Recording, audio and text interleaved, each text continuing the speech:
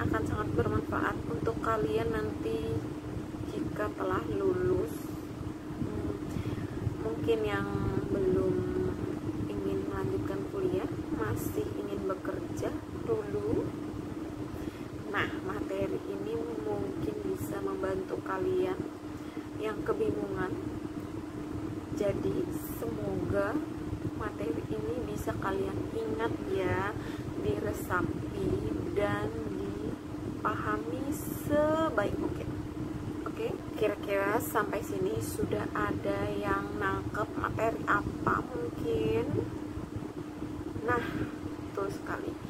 Materi kita di bab pertama ini adalah surat lamaran pekerjaan. Saya sambil nengok PowerPoint. Oke. Surat lamaran itu sendiri tergolong ke dalam jenis eksposisi. Kenapa surat lamaran pekerjaan ini termasuk dalam jenis eksposisi? Karena surat lamaran itu sendiri menguraikan dan memiliki maksud dan tujuan. Maksud dan tujuannya untuk apa? Untuk bisa diterima bekerja. Betul? Oke, pengertian surat lamaran pekerjaan itu sendiri adalah surat dari seseorang atau si pelamar yang memerlukan pekerjaan yang ditujukan kepada orang atau pejabat yang memberikan pekerjaan atau jabatan. Nah, melalui surat lamaran ini, si pelamar menyampaikan permohonan untuk dapat diterima bekerja. Oke, selanjutnya struktur surat lamaran pekerjaan. Bagian surat diawali dengan pernyataan umum atau sering kita dengar dengan sebutan tesis. Pernyataan umum ini berfungsi untuk menginformasikan awal terkait dengan pekerjaan yang akan dilamar. Nah, untuk menguatkan si tesis ini diperlukan argumentasi. Argumentasi itu sendiri yang saya bilang sebelumnya adalah sebagai penguat agar meyakinkan instansi yang kalian tuju bisa menerima kalian untuk bekerja. Oke, selanjutnya isi dan sistematika surat lamaran pekerjaan. Di bagian jenis pembuatannya, surat lamaran pekerjaan itu dibagi menjadi dua bagian atau dua jenis. Yang pertama itu surat lamaran yang bagian isinya itu menyatu dengan daftar riwayat hidup atau kita sebut dengan kurikulum vitae, CV ya. Bagian ini dalam jenis pembuatannya ini riwayat hidup termasuk bagian riwayat hidup ini termasuk ke dalam bagian isi si surat itu tersebut. Jadi bagian pertama ini bisa juga disebut dengan model gabungan. Nah, yang bagian kedua, surat lamaran ini dipisahkan dengan riwayat hidup. Surat lamaran yang kedua ini bisa kita sebut dengan model terpisah, yaitu tadi si daftar riwayat hidup terpisah dengan bagian surat lamaran itu sendiri. Jadi bagian daftar riwayat hidupnya menjadi atau masuk ke dalam bagian lampiran-lampiran si surat lamaran pekerjaan itu sendiri. Oke. Dalam prakteknya bentuk atau jenis yang digemari oleh orang-orang pada umumnya itu yaitu model terpisah. Walaupun harus 2 kali pengerjaan, tapi entah kenapa bentuk ini yang dianggap mungkin paling ringkas surat lamaran pekerjaannya, tidak perlu sepanjang jika daftar riwayat hidup disatukan menjadi bagian isi dari surat lamaran itu sendiri. Termasuk saya juga menggunakan bentuk yang terpisah itu tadi. Oke, selanjutnya nanti saya tampilkan di sini bentuk atau contoh surat lamaran pekerjaan yang sering digunakan orang-orang pada umumnya yang bentuk terpisah tadi. Kemudian sistematikanya ini saya lampirkan juga di sini sistematikanya. Yang dimulai tadi di awal, tempat tanggal pembuatan surat. Yang kedua, lampiran dan hal. Lampiran dan hal ini bisa digunakan atau bisa dicantumkan atau tidak. Yang ketiga, ada alamat surat. Yang keempat, salam pembuka. Yang kelima, alinea pembuka atau pembuka surat. Kemudian yang keenam itu bagian isinya. Yang ketujuh itu penutup. Dan yang terakhir ada tanda tangan dan nama terang. Nama terang atau nama lengkap ya. Jadi ada 8 struktur atau ada 8 sistematika surat lamaran pekerjaan. Berikut pemaparan lebih lanjut. Tempat dan tanggal surat di awal. Tempat dan tanggal surat itu contohnya misalnya Balikpapan, nama kota dimulai dengan huruf kapital ya, nama kota, koma, tanggalnya berapa, tanggal misalnya tanggal 20 November 2020 misalnya. Oke, penulisan kota, bulan, jalan atau nama perusahaan itu sendiri harus kita mulai dengan huruf kapital. Kemudian setelah tempat dan tanggal surat itu tadi kita beri jarak mungkin sekitar 2 baris. Lanjut di sebelah kiri, sisi kiri dimulai dengan yang terhormat titik. Oke, mungkin sering kita pakai dengan bentuk kata atau menggunakan kata depan kepada yang terhormat. Kepadanya bisa kita hilangkan dan kita mulai dengan kata yang terhormat saja. YTH, Y-nya huruf besar atau huruf kapital, titik, Direktur CV Multimedia. Itu nama perusahaannya CV. CV itu harus huruf kapital ya. Kemudian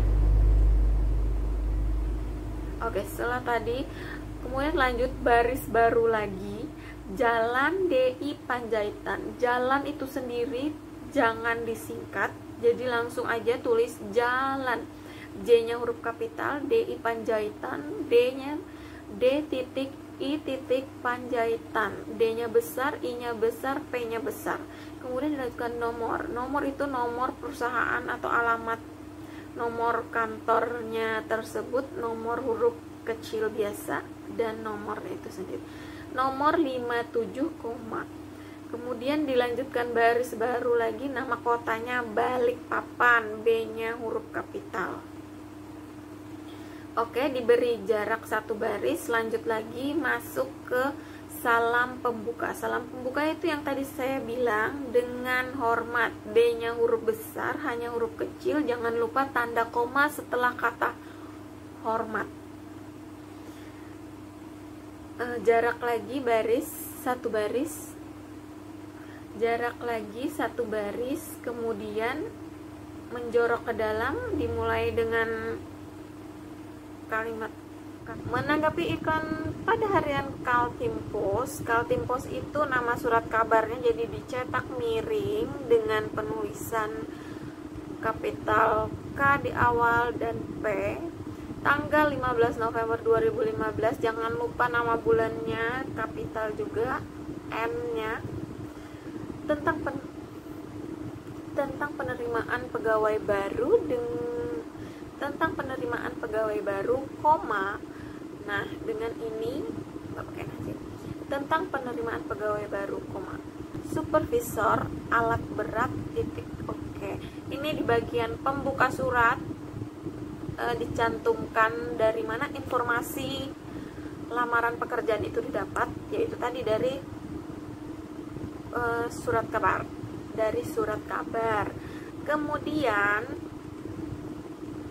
selanjutnya mengajukan lamaran dan posisi yang diinginkan. Nah, itu tercantum di bagian awal atau ya di bagian awal surat ya. Di bagian awal surat. Oke, ini bagian keduanya. Bagian kedua itu masuk ke semacam biodata. Ini bisa dibilang bagian biodata, bagian argumentasi. Selanjutnya di bagian argumentasi dimulai dengan kalimat adapun itu huruf besar di awalnya dan lebih masuk lagi ke dalam dari